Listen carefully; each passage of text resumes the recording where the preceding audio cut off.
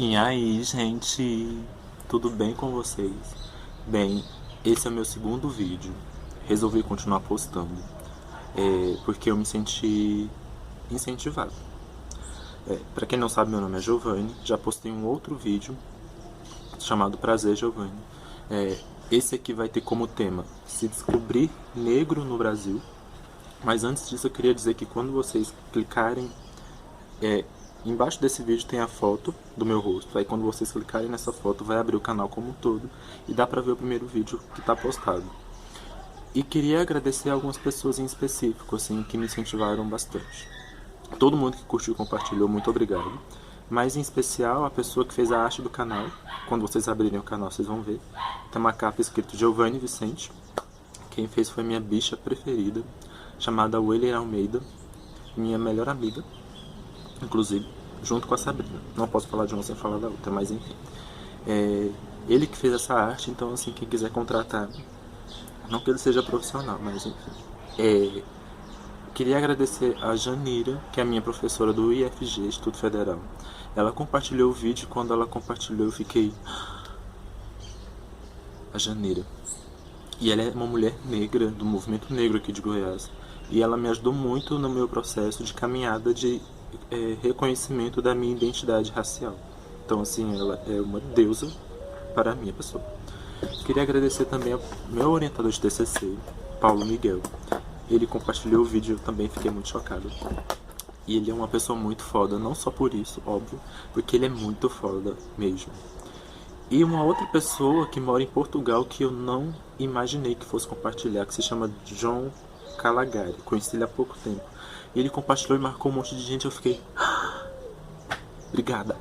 Mas enfim, vamos ao que interessa, né? Não vamos ficar agradecendo as pessoas, porque eu vou fazer isso todo dia. O tema, como eu já disse do vídeo, é ser negro, se descobrir negro no Brasil. Como que é isso, né? Primeiro, é muito difícil. É muito difícil se descobrir negro no Brasil, porque o racismo ele quer apagar a identidade de toda e qualquer pessoa negra. Ele quer desmobilizar a população negra, da mesma forma que o capitalismo age desmobilizando a classe trabalhadora. Por quê que é tão difícil? Por exemplo, eu, Giovanni Vicente, durante muito tempo da minha infância e da minha adolescência, eu era o quê? Eu era o moreno, eu era o pardo, eu era o cor de chocolate, o cor de jambo. Nunca entendi o cor de jambo. É uma fruta, né? Mas enfim, nunca entendi. Era tudo menos negro e menos branco. Ou seja, eu vivia num não lugar, porque não existia uma cor definitiva pra mim. Era um monte de definições que não faziam sentido algum. E aí eu ficava numa posição de sem saber me identificar. E o que acontece? Na primeira vez que eu fui fazer uma prova de um processo seletivo, eu não me lembro de que era, tinha opções, foi chegando o momento que eu tinha que marcar qual era a minha cor, né? E aí eu fui, linda, procurar moreno. Aí eu comecei a ler lá, branco,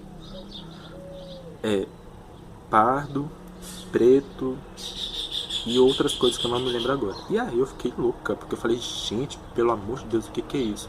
Porque eu só tinha escutado pardo poucas vezes na minha vida e nunca ninguém soube me definir o que era pardo.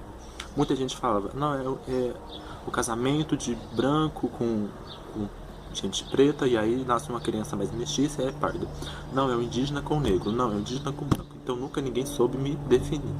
Inclusive na internet, quando eu comecei a pesquisar, não tinha uma definição certa, exata do que era ser pardo. Eu fiquei, gente, o que eu sou? Eu não sou branco e eu sempre tive certeza de não ser branco. Porque eu nasci numa família de pai negro, mãe branca, e meus irmãos nasceram mais brancos, e eu nasci de pele mais escura. Eu sou o mais escuro dos filhos. E isso sempre foi muito marcante no tratamento das pessoas para comigo. Meus irmãos sempre foram os bonitos e eu o inteligente. E eu nunca queria ser inteligente, eu queria ser bonito, mas nunca fui. Deixemos isso de lado. Enfim. E aí dentro disso, eu também nunca me considerei negro. E nesse dia da prova eu falei, eu não posso marcar preto, negro não, gente, preto. Eu não posso me marcar como preto porque eu vou estar sendo uma pessoa mentirosa. Eu não sou isso aqui, então por que eu vou marcar isso? Porque isso eu devia ter uns 16 anos, então eu não tinha consciência nenhuma. A única consciência que eu tinha é que eu não era branco. E aí eu fui lá e marquei pardo com muita dor no coração, porque eu não tinha ideia do que fosse pardo. Não tinha ideia do que fosse pardo. Aí eu fui lá ainda marcar pardo, né? E aí nisso, ok, foi passando os tempos, eu fui vivenciando muitas situações complicadas. Nunca fui um menino desejado por ninguém na escola, nunca fui um menino que ninguém queria me beijar, eu sempre estava na lista dos mais feios. Geralmente apenas 2 pessoas ganhavam. Eu sempre ficava o segundo, porque quem ficava o primeiro era o menino mais escuro que eu. Ou uma menina mais escura, sempre. É uma coisa horrorosa. E aí depois eu fui percebendo que isso ia se repetindo muito durante a minha vida inteira e eu não conseguia saber o que era aquilo. E aí, tá. O que eu tô querendo dizer com isso? Depois eu volto na minha história, pra não ficar tão longo esse vídeo. No Brasil, a gente tem uma sociedade que foi construída através de uma miscigenação.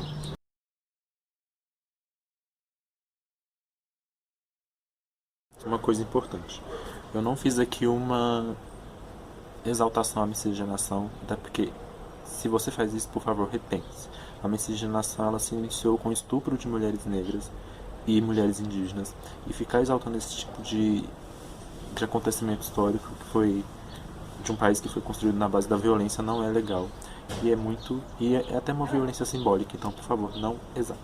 Miscigenação ela já aconteceu, infelizmente. A história não é feita de si, de voltar e refazê-la. Porém é possível parar de reproduzir ideias e conceitos problemáticos e que em nada ajudam na resolução de certos problemas.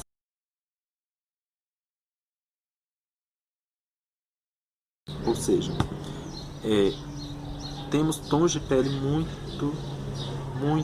muitos tons de pele no Brasil. Temos tons de pele branca, muitos tons de pele branca, muitos tons de pele negra. E temos as pessoas que nasceram de uma relação de brancos com indígenas, enfim, um monte de pessoas. Só que o que acontece? A nossa sociedade ela se estruturou no racismo, então pessoas brancas sempre tiveram privilégio e direitos que nós negros nunca tivemos. Inclusive o de ser respeitado no momento de se autodeclarar como brancas. Porque eu nunca vi, eu pergunto a vocês se vocês já viram, pessoas brancas, quando se declaram, se elas são questionadas. Porque branco é normal, branco é padrão, então por que eu vou questionar quem está na ordem? Né? Ou seja, brancos de diversos tons de pele, porque tem pessoas brancas de diversos tons. Inclusive, querida branquitude, vocês não são homogêneos, olhem um para os outros. Mas esses brancos de tons de pele diferentes são brancos e ninguém questiona. Porém, quando uma pessoa de pele mais escura, pessoas pretas e pardas, quando elas se identificam como negras, sempre há o questionamento de se essas pessoas realmente são pessoas negras. E o que acontece? Então, isso é uma visão que eu acredito, e boa parte do movimento negro acredita, que é uma desmobilização do povo negro. Porque quando você retira e não dá o direito dele nem ser de uma pessoa negra, nem se reconhecer como tal, você introduz nessa pessoa uma ideia de que ela não é negra, ela não vai se identificar dessa maneira. Então assim, por que eu vou lutar por algo que não diz respeito a mim, né? Eu não sou negro. E aí essa miscigenação criou muita confusão no Brasil. E uma outra confusão que é reforçada pelo estereótipo racista, muito difundido pela mídia também, que é achar que todos os negros são negros de pele retinta. Tem gente que acha que negro é todo aquele que tem a mesma cor de pessoas que moram nos países mais ao sul do continente africano. Gente, não mesmo. A realidade dos países africanos é muito diferente da brasileira. E as leituras que nós temos de pessoas negras aqui é muito diferente. Porque as pessoas que estão vindo para o Brasil, da Angola, do Congo e do Quênia, dizem o seguinte: quando elas chegam aqui, somente aqui elas descobrem que são negras. Porque lá elas são pretas. E todas elas se enxergam como pretas. Então não há uma diferença em relação a esse tipo de divisão. O que os diferencia são as etnias. Eles se identificam com determinada etnia e sabem qual é a outra pela diferença nas características das etnias. E aí quando eles vêm para cá, eles percebem que é muito diferente. E aí eles percebem que existe uma relação muito complicada de poder e colocam um grupo social lá num patamar e coloca um outro grupo lá em outro patamar. E aí eles sofrem o que a gente chama de racismo. Então não queiram, Não queiram mesmo achar que os negros daqui têm que ter a mesma cor das pessoas pretas de lá, porque não terão. É uma relação que envolve leitura social, autoidentificação, envolve questões culturais também. E esse bolo todo vai fazer com que a pessoa seja identificada ou não como negra. Dentro disso, o que eu quero dizer? O Brasil é um país miscigenado, como eu já disse, muito diferente dessas realidades que muita gente quer o tempo todo dizer que nós não somos negros porque não somos iguais aos africanos. Enfim. E aí essa miscigenação gerou esses tons de pele muito diferentes, como eu já disse. E é isso que dificulta tanto as pessoas se identificarem como isso ou aquilo, né? Negro ou branco. Branco não, mas como negro. E aí todo esse processo de autoidentificação ele é muito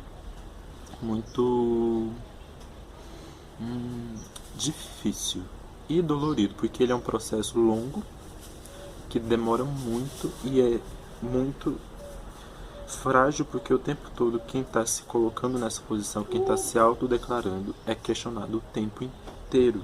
É o tempo inteiro questionado pelas pessoas, que ficam dizendo, não, mas sua pele não é tão escura, não, mas você nem é assim, nem é assado, nem se comporta assim, nem se comporta assado, sua pele nem é de determinado jeito e blá blá blá. E isso afeta muito a identidade de cada uma dessas pessoas como eu. Porque a crise de identidade que cada uma dessas pessoas vivencia é gigante. E essa crise de identidade gera muitos problemas com a autoestima. Porque a pessoa ela olha no espelho e não sabe dizer o que é. E aí ela fica se questionando o tempo todo. E aí, quando você está nesse processo, o que o outro diz importa muito. E aí você se sente muito frágil. A voz do outro muitas vezes acaba sendo mais decisiva do que a sua própria vivência no dia a dia. E isso é muito difícil, porque quem está vivenciando aquilo é você, então é você que sabe, e é você que tem que saber o que você é e quem você é. Não necessariamente o outro tem que ficar dizendo. Às vezes a pessoa está querendo te deixar louca, né? É isso que a gente tem. E aí, com isso, o que eu quero dizer? Todo esse processo gerou no Brasil, para finalizar, para não ficar muito longo, nós temos aqui pessoas negras de peles muito distintas. Temos negros de pele clara, pele retinta, de pele nem tão clara nem tão retinta. É importante entender e reeducar o olhar de cada um de nós, principalmente vocês que são brancos, que estão assistindo o vídeo, e quando estiverem na rua, em qualquer lugar da cidade, quando olhar para as pessoas que vocês costumam chamar de moreno, de pardo, de cor de jambo, não chamem de cor de jambo, pelo amor de qualquer coisa que vocês acreditem. E enxergar essas pessoas como negras e perceberem que, de fato, a maioria da população brasileira é negra. O 53,8% não é um número mentiroso, talvez até mais, porque essas estatísticas não são 100%, né? E dentro disso, parar de questionar quem está se posicionando, pessoas negras, independente do tom de pele, que estão se posicionando, questionando essas pessoas e tentar estudar a sua própria branquitude, o seu próprio povo, os espaços que vocês conquistaram e conseguiram para entender por que dessa sociedade. Quem sabe vocês não consigam criar uma visão melhor e construir junto com a gente uma sociedade mais igualitária, em vez de querer roubar nossos espaços de fala, em vez de querer se colocar como negro. E porque, inclusive, quando vocês perceberem que a maioria da população é negra, vocês vão ficar assustados e até querendo ser negro. Enfim. E não existe mais negro ou menos negro, existe negro. Eu sou tão negro quanto Lázaro Ramos e Thaís Araújo. A diferença é que o que é necessário entender é que nossa sociedade ela é pigmentocrática, ou seja, quanto mais escura a sua pele, mais racismo você vai sofrer. O Brasil é diferente dos Estados Unidos. Eu posso falar isso em outro vídeo.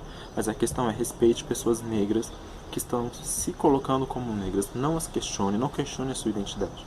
Porque é um processo dolorido e demorado de conquista. E para encerrar, eu vou pedir uma coisa bem clichê que todo youtuber faz, mas para se inscrever no canal. Vai aparecer uma fotinha minha no canto do vídeo, não sei, mas acho que vou de cá.